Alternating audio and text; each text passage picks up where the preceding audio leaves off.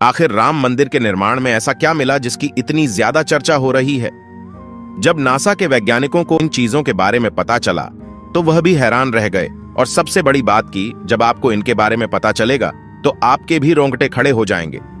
एक बात और की, इस वीडियो को देखने के बाद आप भी अपने आप पर हिंदू और सनातनी होने पर बहुत ज्यादा गर्व करोगे। आखिरकार कई सालों के इंतजार की घड़ी अब खत्म हो चुकी है और राम मंदिर भी बनकर तैयार हो चुका है। अब लोग 22 जनवरी का इंतजार कर रहे हैं, क्योंकि इस दिन की भारत के लोगों को ही नहीं बल्कि दुनिया के लोगों को इंतजार है। लोग राम लल्ला की स्थापित होने वाली मूर्ति को देखकर झूम उठेंगे, क्योंकि इस दिन के बाद राम मंदिर के दरवाजे हमेशा के लिए भक्तों के लिए खोल दिए जाएंगे। इस मूर्ति को बनवाने के लिए देश के 3 सबसे बड़े मूर्तिकारों को बुलवाया गया है, और जो भी भक्त इस ऐतिहासिक पल को अपनी आंखों से निहारेगा वह जीवन मरण के बंधन से मुक्त हो जाएगा।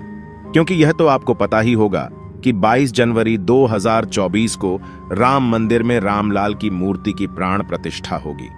लेकिन यह मंदिर तो बनकर भले ही तैयार क्यों ना हो गया हो, लेकिन इसके निर्माण के समय कई ऐसे चमत्कार हुए हैं, उसे देखकर कई लोग दंग रह गए हैं।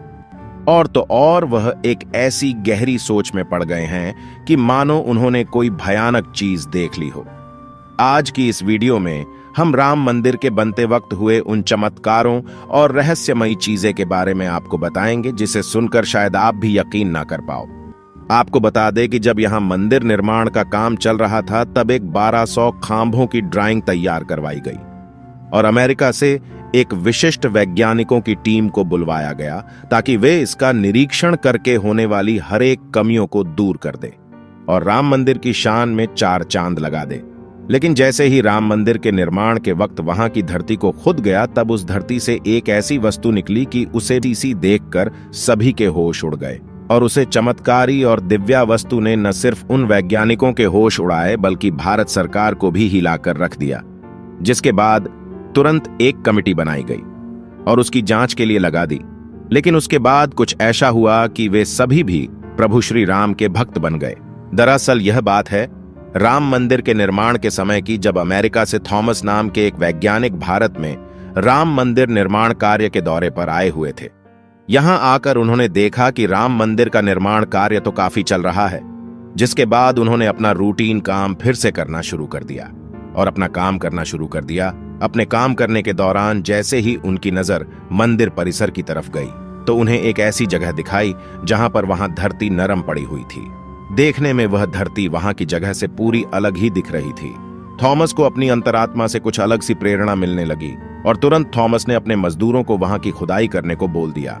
एक बार के लिए तो मजदूर भी हैरान हो गए कि ऐसी धरती की वह खुदाई क्यों करवा रहे हैं, लेकिन मजदूरों को तो उनका ऑर्डर मानना ही काम था, इसलिए उन्होंने बिना कुछ सवाल किए खुदाई शुरू कर दी। जैसे ही वहां पर खुदाई शुरू हुई, कुछ ही देर बाद उस धरती से पानी का प्रवाह शुरू हो गया।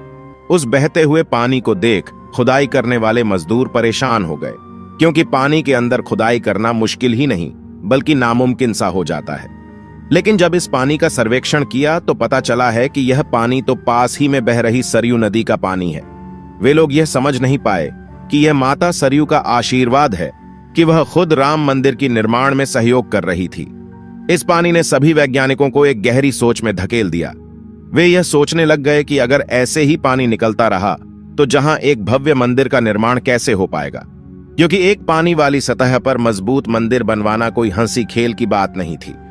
उस समय सभी के दिमाग में एक ही बात थी कि सरयू नदी का मंदिर की भूमि के नीचे मिलना कोई चमत्कार है या फिर कोई कुदरत का करिश्मा, यह कोई भी नहीं जानता था।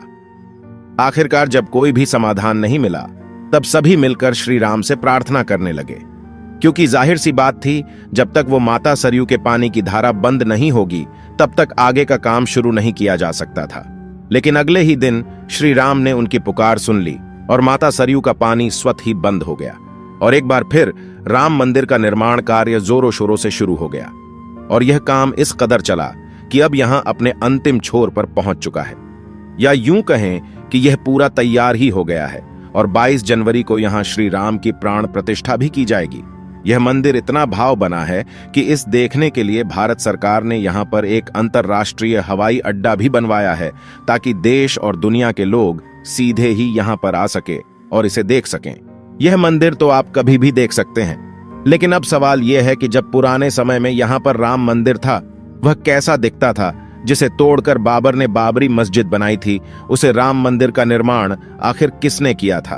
क्योंकि यह रहस्य आज तक सीमित लोगों को ही पता है, ज्यादातर लोगों को इसके बारे में कुछ भी मालूम नहीं है। तो चलिए आज मैं आपको इसका पूरा रहस्य इस वीडियो के माध्यम से बता देता हूं, तो बने रहेगा हमारे साथ वीडियो में एंड तक। आखिर उस समय भगवान राम की नगरी अयोध्या को किसने बनाया था? यह पवित्र नगरी हिंदुओं के लिए बहुत ही ज्यादा महत्वपूर्ण है, क्योंकि यहां पर स्वयं प्रभु श्री राम का जन्म हुआ था, इसलिए इसे राम जन्मभूमि भी कहते हैं। इतिहासकारों के अनुसार कौशल प्रदेश की प्राचीन राजधानी अवध को कालांतर में अयोध्या और बौद्ध काल में साकेत कहा जाने लगा। अयोध्या मूल रूप से मंदिरों का शहर था। हालांकि यहां खुदाई के वक्त आज भी हिंदू, बौद्ध एवं जैन धर्म से जुड़े मंदिरों के अवशेष देखे गए, जिसमें खंभों से लेकर हिंदू आकृतियां बनी हुई थीं। अयोध्या नगरी में होने का वर्णन भी वाल्मीकि रामायण में मिलता है। कहते हैं कि भगवान श्री राम के जल समाधि लेने के पश्चात अयोध्या कुछ काल के लिए उजाड़ सी हो गई थी, लेकिन उनकी जन्मभूमि पर बना महल वैसे का वैसा ही था। भगवान श्री राम के पुत्र कुश ने एक बार पुण्य राजधानी अयोध्या का पुनर्निर्माण कराया।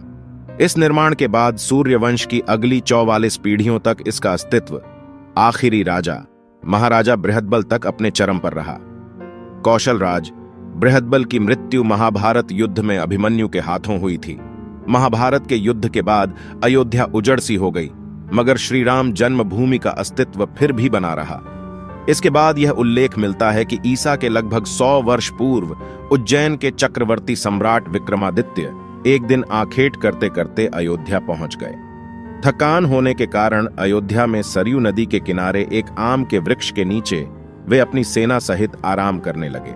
उस समय यहां घना जंगल हो चला था, कोई बसावट भी यहां नहीं थी। महाराज विक्रमादित्य को इस भूमि में कुछ चमत्कार दिखाई देने लगे। तब उन्होंने खोज आरंभ की और पास के योगी व संतों की कृपा से उन्हें झांत हुआ कि यह श्री राम की अवध भूमि है।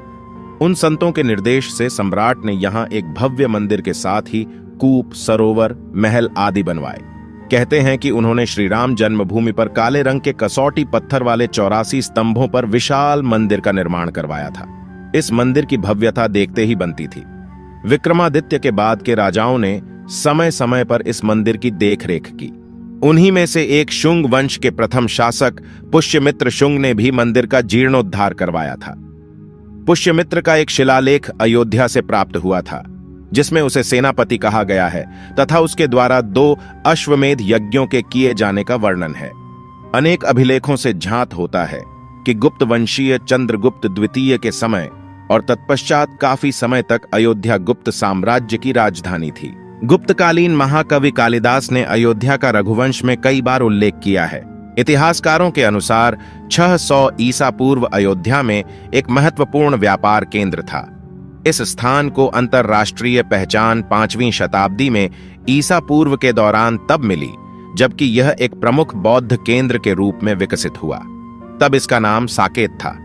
कहते हैं कि चीनी भिक्षु फाहियान ने यहां देखा कि कई बौद्ध मठों का रिकॉर्ड रखा गया है। यहां पर 7वीं शताब्दी में चीनी यात्री हेनत्सांग आया था। उसके अनुसार यहां 20 बौद्ध मंदिर थे तथा 3000 भिक्षु रहते थे और यहां हिंदुओं का एक प्रमुख और भव्य मंदिर भी था, जहां रोज हजारों की संख्या में लोग दर्शन करने आते थे। इसके बाद ईसा की 11वीं शताब्दी में कन्नौज नरेश जयचंद आया तो उसने मंदिर पर सम्राट विक्रमादित्य के प्रशस्ति शिलालेख को उखाड़कर अपना नाम लिखवा दिया। पानीपत के युद्ध के बाद जयचंद का भी अंत हो गया। इसके बाद भारतवर्ष पर आक्रांताओं का आक्रमण और बढ़ गया। आक्रमणकारियों ने काशी, मथुरा के साथ ही अयोध्या में भी लूटपाट की और पुजारियों की हत्या कर मूर्तियां तोड़ने का क्रम जारी रखा। लेकिन 14वीं सदी तक वे अयोध्या में राम मंदिर को तोड़ने में सफल नहीं हो पाए। विभिन्न आक्रमणों के बाद भी सभी झंझावातों को झेलते हुए श्री राम की जन्मभूमि पर बना भव्य मंदिर 14वीं शताब्दी तक बचा रहा। कहते हैं कि सिकंदर लोदी के शासनकाल के दौरान यहां मंदिर मौजूद था। 14वीं शताब्दी में हिंदुस्तान पर मुगलों का अधिकार हो गया और उसके बाद ही राम जन्मभूमि एवं अयोध्या को नष्ट करने के लिए कई अभियान चलाए गए। अंतत 1527 से 28 में इस भव्य मंदिर को तोड़ दिया गया और उसकी जगह बाबरी ढांचा खड़ा किया गया। कहते हैं कि मुगल साम्राज्य के संस्थापक बाबर के एक सेनापति ने बिहार अभियान के समय अयोध्या में श्री राम के जन्म स्थान पर स्थित प्राचीन और भव्य मंदिर को तोड़कर एक मस्जिद बनवाई थी, जो 1992 तक विद्यमान रही। बाबरनामा के अनुसार 1528 में अयोध्या पडीडी ढाव के दौरान बाबर ने मस्जिद निर्माण का आदेश दिया था। अयोध्या में बनाई गई मस्जिद में खुदे 2 संदेशों से इसका संकेत भी मिलता है। इसमें एक खास तौर से उल्लेखनीय है। इसका सार है, जन्नत तक जिसके न्याय के चर्चे हैं, ऐसे महान शासक बाबर के आदेश पर दयालु मीर बकी ने फरिश्तों की इस जगह को मुकम्मल रूप दिया।